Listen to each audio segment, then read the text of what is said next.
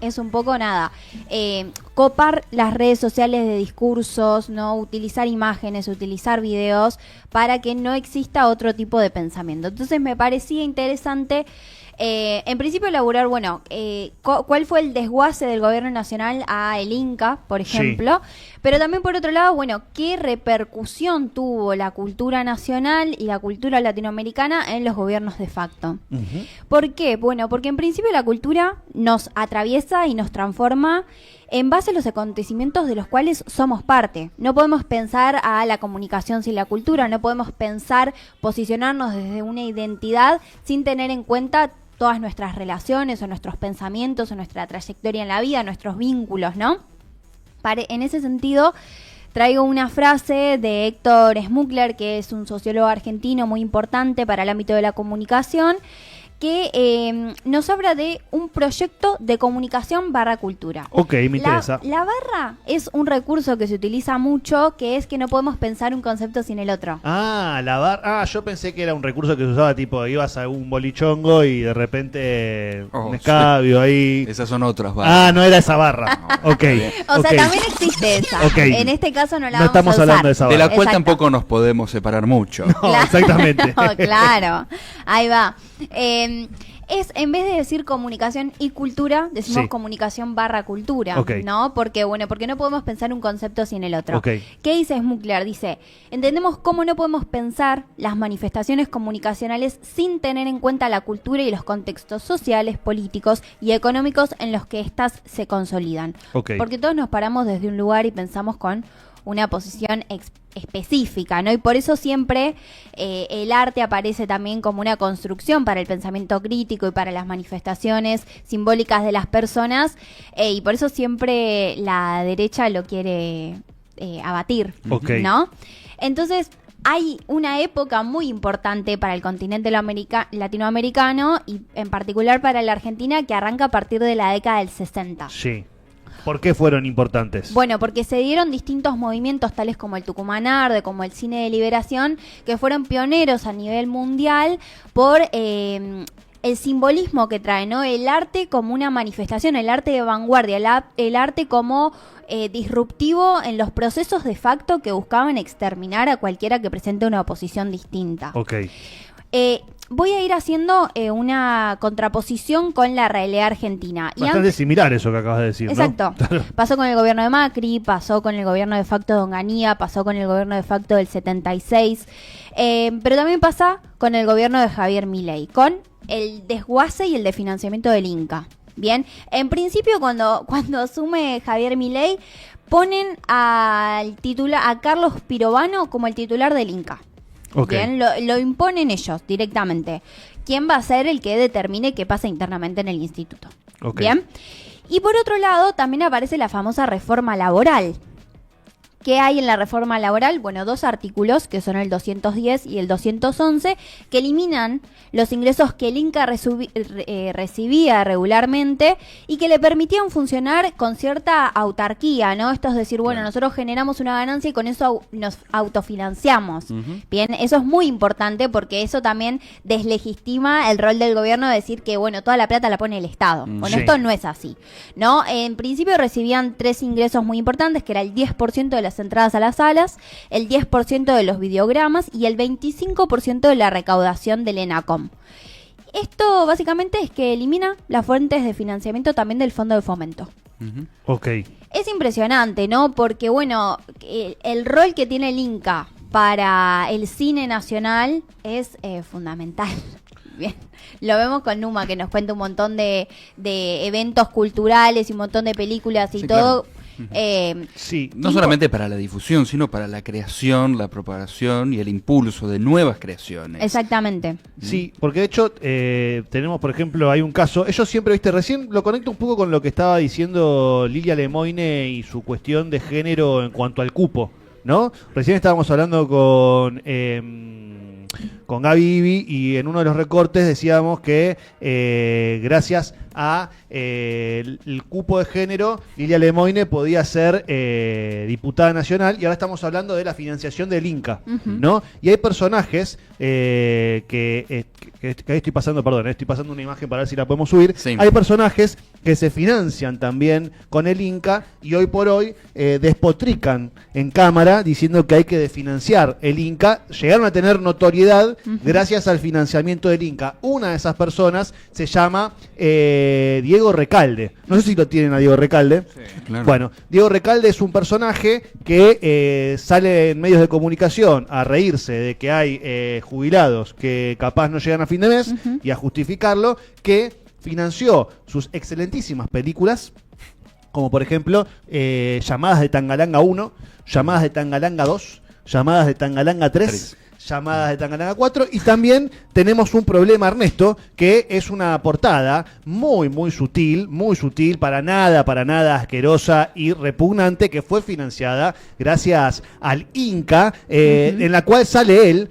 Para quienes nos están escuchando por AM650, es una portada en la que sale él como si tuviese los pantalones bajos y en sus zonas genitales es como si fuese un rompecabezas que faltara esa pieza, y él dice, tenemos un problema, Ernesto. Bueno, digo, personajes que... Machiruleada además, ¿no? Sí, además de machiruleada, que ellos festejan. Que ahí tenemos en imagen muy... Bueno, que gente que tiene varios problemas. Siento que necesito desverlo. Bueno, eliminarlo de la memoria. Ojo, porque también puede ser un contraargumento de por qué el Inca estaba financiando esto, ¿no? No quiero caer ahí, pero digo, el Inca está financiando también, o financiaba a este tipo que después se ocupa de decir públicamente que está bien de financiar el Inca. Exactamente. Y además, Mati, te digo otra cosa, que es que hoy arranca el Bafisi. Sí. Bien, se presentan 147 películas argentinas y hay que tener en cuenta que son 56 largometrajes y 67 que son cortos, pero además muchos de los que se presentan vienen con un presupuesto anterior a que Carlos Pirovano asuma en la dirección del Inca. O sea, se ha desfinanciado, pero al mismo tiempo se siguen utilizando para eventos culturales. Bien. Ok, para ellos. Sí, para decir, bueno, la Argentina sigue funcionando además del desguace cuando en realidad el presupuesto es anterior a que ellos asuman. Claro. Bien. Es impresionante todo lo que hacen. Pero bueno, vamos a empezar con los movimientos artísticos y de vanguardia que representaron a la Argentina a nivel mundial. Okay. Uno de ellos fue el Tucumanarde, que sí. fue en 1969 bajo la dictadura de Onganía, que se llamó la Revolución Argentina, que de revolucionario no tuvo nada. Bien, que se dio en las sedes de la CGT de Rosario y de Buenos Aires. Okay. Bien, fue una obra colectiva de distintos artistas, tanto rosarinos como porteños, que querían visibilizar, más allá de la estética, simbólicamente la situación que se estaba haciendo en Tucumán, que era que básicamente estaban matando a la provincia de hambre. O sea, básicamente eso. ¿Qué pasó? Bueno, la provincia había sufrido en el 66 el cierre de 11 ingenios azucareros. Okay. Bien. Y te voy a decir algo que seguramente te resuena de esta época, que todo esto era bajo el operativo Tucumán, que se presentaba como un proceso industrializador, de modernización, y básicamente lo que querían hacer era vender esas tierras a los extranjeros yanquis. Una película que ya se sabe cómo termina. Sí. Obviamente. Sí. ¿No? Que ya la vimos. Sí. Bueno, todo esto era en pos de terminar entonces con el monocultivo de caña de azúcar y diversificar las inversiones, pero también sabemos que el peronismo lo que hizo fue fortalecer a las fuerzas sindicales, ¿no? Sí. Les dio una razón de lucha a los trabajadores que ya venían manifestándose y que venían siendo aniquilados. Bueno, con los gobiernos de facto sistemáticamente se trató de destruir las fuerzas sindicales. Una de ellas fue la poderosa FOTIA, que era el sindicato de los trabajadores azucareros. Bien, la medida obviamente fue resistida por los trabajadores y el conflicto social escaló hasta la toma de los ingenios y también las movilizaciones generalizadas, pero esto terminó con que 17.000 trabajadores se quedaron en la calle. 17.000. 17.000 trabajadores se quedaron en la calle, pero además también muchos tuvieron que emigrar de provincias, como lo que está pasando en Misiones, Sí. que se tienen que ir porque no les alcanza para trabajar sus propias tierras. Que se van a Brasil o Paraguay, por ejemplo. Exactamente. Y además, esto es algo que lograron hacer ellos, que Foti en 3 años perdió una cantidad de afiliados impresionante. Para 1966 tenía 36.000 afiliados. Para el 69 tenía 19.000. Ahí va. Bien. Es un montón Bien, lo que sí. hicieron, destruyeron. O sea, Destruyeron de 36.000 afiliados pasó a tener 19.000. 19.000. Ok, En 3 años. 3 años nada más. Bien. O sea, es un montón. Exactamente. El Tucumán Arde fue un movimiento que se ponían en las paredes Sí. fotos de la realidad que se estaba viviendo en el momento. Ok. Básicamente, así como hablamos ayer de Ancla y hablamos ayer del desfinanciamiento de Telam, todos estos movimientos artísticos lo que querían problematizar es, bueno, la dictadura no quiere que esto se vea. Entonces nosotros vamos a utilizar fotos reales de la situación que se está viviendo en Tucumán y las vamos a empezar a colgar para que la gente pueda venir Ok. a ver. También grafitis en las calles, ¿no? Bueno, el rol de las movilizaciones sociales que hoy en día nos garantizan a nosotros poder ser parte de la discusión política, ¿no? Sí. Salir a militar por la emergencia en discapacidad, por el financiamiento universitario, por el financiamiento a la salud. Bueno, pasen la plata. Básicamente, en principio me sumo al pedido, pero además estos movimientos artísticos son muy importantes. Otro de los movimientos es el cine de liberación. En principio quiero hacer una aclaración sobre qué se está viviendo en el contexto mundial. Contexto, Guerra Fría. Bien, Sí. el Guerra Fría también, la Guerra Fría fue a fines de la década del 40 hasta la década del 90. Teníamos también la Revolución Cubana en el 50, el Mayo francés en el 68, la movilización y la masacre de estudiantes mexicanos. Y también teníamos, bueno, sucediendo la Guerra de Vietnam. O sea, Sí. el mundo estaba en una catarsis y sobre todo los yanquis estaban muy preocupados por el avance del comunismo en Latinoamérica. Bien, entonces, todos estos movimientos que decíamos, bueno, estos son unos zurdos que hay que aniquilarlos. Sí. Bien, esa era la principal preocupación de las monarquías. Como ahora. Bueno, sí, Sí. como ahora, ¿no? Sí. La desgracia es que la gente está muy cansada hoy en día y que nuestro presidente se declara como el más trampista de la historia. Sí, totalmente. Ese es un gran problema. Y también se estaba viendo ALPRO, que era la Alianza para el Progreso, bien, que era como el plan Marshall latinoamericano que se dio con John F. Kennedy, que estuvo activo principalmente hasta la década del 70, y lo que quería hacer era básicamente generaban plata para Latinoamérica, Sí. para financiar un arte más ortodoxo, podríamos decir. Piezas Ok. artísticas muchísimo más, ¿cómo sería? Sí, tradicionales. Bien, un poco también lo que quiso hacer Hitler cuando él asumió y fue la Segunda Guerra Mundial, que traía todas piezas de museos de Francia, ¿no? Todo todo lo que sea graffiti y fotos de la realidad, sos un zurdo. Ok. Entonces, por eso toma muchísima relevancia el Tucumán Arde. Claro. Bien. Pero además también teníamos la doctrina de seguridad nacional, que bueno, que daba golpes de Estado en Latinoamérica y establecía dictaduras en muchos de los países de la región, básicamente para decirles qué hacer a los gobiernos constitucionales, ¿no? Uno de los institutos en este contexto que se financió por los yanquis fue el Instituto Torcuato Di Tella. Ok. Bien. Sí. Fue un instituto que se fundó en 1958, que tuvo consecuentes centros de experimentación, que fueron potenciados en los años 60, pero todo esto estaba ubicado en el mecenazgo industrial. Eso lo tengo que leer porque es una palabra media complicada. ¿Querés repetirla de vuelta? Mecenazgo industrial. Bien. Bien. Era esto, Mati, el apoyo y el financiamiento que no esperaban que les devuelvan el dinero, sino que buscaban imponer una mirada cultural que garantizaba que los gobiernos de facto estén manejando a la sociedad latinoamericana. Ok. Bien. Bueno, tenemos el Plan Cóndor también a partir del 75, que esta asociación ilícita que buscaba desaparecer y exterminar a la población, que podía generar una contraposición a estos gobiernos de facto. Y bueno, en este contexto surge el cine de liberación. Ok. Bien. ¿Qué era el cine de liberación? El cine de liberación era un movimiento vanguardista que básicamente agarraban las cámaras y empezaban a grabar qué estaba pasando en las calles cotidianamente. Ok. Estos movimientos no eran promulgados por artistas, pero no tenían un fin artístico. tenían Ok. un fin simbólico. Ok. ¿Bien? ¿Qué está pasando en la realidad? Bueno, la realidad es que nos están moliendo a palos, nos están desapareciendo a los pibes y nos están matando y exterminando y nos están tirando en aviones a Río de la Plata. Ok. ¿Bien? Sí. Esa es la realidad que está pasando. Bueno, fue fundado principalmente por tres autores, acá me gusta decirles, Pino Solanas, Sí. exdiputado argentino, Sí. Octavio Getino y Gerardo Vallejos. Ok. Bien, entonces la Cámara en este movimiento se transformó más que en un accesorio artístico, en un arma, ¿no?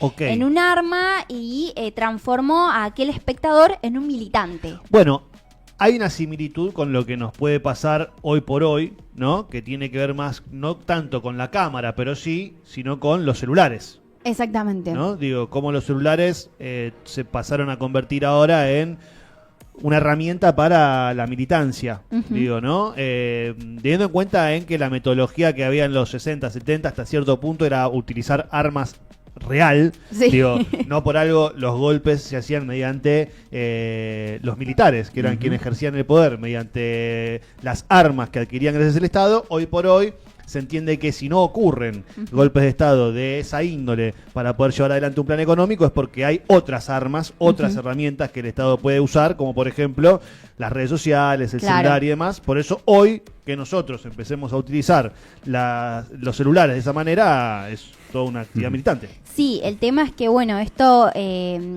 corre en contra con la fake news, ¿no? Estas Claro. noticias falsas. Sí. Por eso digo que es una estrategia de los libertarios de, bueno, llenar las redes sociales, copar las redes sociales de noticias falsas, ¿no? Claro. Para poder invisibilizar cualquier otro discurso y cualquier otra realidad que se quiera mostrar por las redes sociales, ¿no? Bueno, este movimiento fue muy importante porque en principio para mí entendía lo que era la complejidad de la identidad latinoamericana. Ok. Che, esto nos está pasando a nosotros, lo estamos viendo nosotros, lo grabamos nosotros y nos juntamos a debatirlo nosotros, ¿no? Estos pequeños cortos lo que hacían era, bueno, se grababan y después se juntaban ilegalmente a verlos Ok. y a problematizar Porque sobre también la edición no solamente es poner una cámara, sino cómo se edita, Ujú. cómo se monta un metraje, es el mensaje. Fernando Pino Solanas tenía una frase también que decía que ninguna cámara es objetiva. No hay una Claro. forma de poner algo Claro. objetivo. Claro. Siempre el modo de encuadrar, el modo de contar, Claro. estás diciendo algo. Totalmente. Y bueno, ahí seguramente lo dirás, La Hora de los Hornos, Sí, 1968, para sumar a las películas para ver, ¿no? para ver el clásico. fin de semana. Desde Ok. ya. Era un movimiento básicamente de descolonización, de tratar de entender la realidad y también más allá de militar en las calles y sumarte a militar en algún partido, era decir, bueno, esto le está pasando al pueblo nacional, ¿no? Y a los pueblos hermanos de toda Latinoamérica. Y acá traigo un par de frases. A ver. En principio de Frantz Fanon, que fue un psiquiatra muy influyente, militante con la bandera del movimiento de la descolonización en la lucha por los derechos civiles de los pueblos colonizados de África, de Asia y también de Latinoamérica. Ok. Él decía que todo espectador es un cobarde o un traidor. Ok. ¿Ok? ¿Todo Una- espectador es un cobarde o un traidor? Exactamente. Ok. Es sumate a la militancia, sumate Ok. a combatir. Ok. No te quedes callado y no te quedes con las ganas. Ok. ¿Bien? Y acá Fede Pasos de NET, que lo van a ver en un ratito después de este Sí, programa, trae... de Net y de Fuego Amigo los sábados a las 8 de la mañana. Perfecto. Puso ayer una frase que la vi, que era del Papa Francisco, que viene en sintonía con esto, que era, no balconen la vida, métanse en ella. Uf, ¿No? muy Bueno, buena. ahí está. Fueron movimientos que te convocaron a decir, bueno, yo soy parte de esto, yo lo estoy sufriendo igual que todos ustedes y es muy importante ser parte de este movimiento que cambió la historia del arte de vanguardia a nivel mundial. Bien, la importancia que tuvieron estos movimientos, porque el cine de liberación después se fue transformando y fue llevándose Sí, claro. como pilar en el resto de los países latinoamericanos. Ok. Bien, una frase del grupo de cine de liberación es: nuestro compromiso como hombres de cine e individuos de un país dependiente no es ni con la cultura universal, ni con el arte, ni con el hombre abstracto. Es ante todo con la liberación de nuestra patria. Uf. Bien, Ok. Bien. Toma Fuertísimo, Recalde. Fuertísimo, sí. Exactamente, porque ante contextos de asfixia, ¿no? Y de estrangulación del ser social y de aquel militante que tenía una opinión política sobre la realidad, bueno, tenemos también el arte, ¿no? Esa es la otra opción que tenemos. Cuando hablamos de arte no nos referimos justamente a Recalde, que quede claro, ¿no? Porque No. tenemos un problema, Ernesto, y las llamadas de Tangalanga 1, 2, 3, 4, 5 y 6 no podemos ¿No considerarla son lo mismo? arte. ¿No? No son No. arte. Ok. Pero además es muy importante traer este tipo de frases y este tipo de referentes porque vivimos en un contexto tanto con el macrismo como en los 90, con también ahora con Javier Milei, tenemos discursos políticos que criminalizan la protesta, ¿no? Sí. Que te buscan tratar como un criminal. Estas nociones de zurdo aparecían también con Onganía, pero también aparecen hoy con Milei que te dice zurdo te voy a perseguir hasta abajo de la cama. Sí, Bien, hay que exterminarlos. hay que exterminarlos, son un virus que hay que exterminar, El ¿bien? virus Cuca12. Exactamente. Sí. Y también que plantean una mirada revisionista de la historia nacional, ¿no? Diciendo, bueno, no, fueron 30.000, fueron 8.000 y pico, discursos que están completamente flojos de papeles, pero que además invisibilizan a aquellas familias que perdieron a seres queridos y que hoy todavía los están buscando, ¿no? Bueno, ellos están acostumbrados a estar flojos de papeles. Digo, Manuel Adorni es uno que Justamente. capaz está medio flojardo, ¿no? Sí, están bastante complicados, Sí. pero me parecía importante traerlos hoy en el Día Mundial del Arte, ¿no? Porque me parece que en estos contextos que nos oprimen y que a veces nos dejan sin ganas de seguir y tal vez tratar de aislarnos, que es lo que ellos quieren, tenemos este tipo de referentes y tenemos este tipo de artistas y compañeros que dejaron la vida por nosotros. Ayer nombrábamos a Walsh también. Sí. Y esto nos tiene que convocar a estar más organizados, a tener más memoria y a no permitir que esta imagen que ellos quieran imponer sea ¿no? domesticada. Tenemos que ir en contra de esto y me parece que el arte, tener presente que el arte es también una salida. Totalmente. Gracias, Manu, por la columna de hoy. Bueno, Muchas estoy muy gracias. contenta, estoy muy contenta. Muy Muchas linda gracias. columna, muy linda columna. Amigos, amigas, 15:44. Vamos, perdón, estoy mirando la cámara, que no es la cámara. ¿Viste que estás más bronceado? Estoy más Hoy con la bronceado. Es verdad. Sí, pasé por la cama solar hoy. Ah, bueno. Sí. ¿Fuiste a Aruba? Antes de venir acá, no tuve la suerte de Aruba, pero sí por la cama solar. Así que, amigos, vamos a hacer una pequeña tanda y ya seguimos con más. Hagamos ruido. Todo espectador es un cobarde o un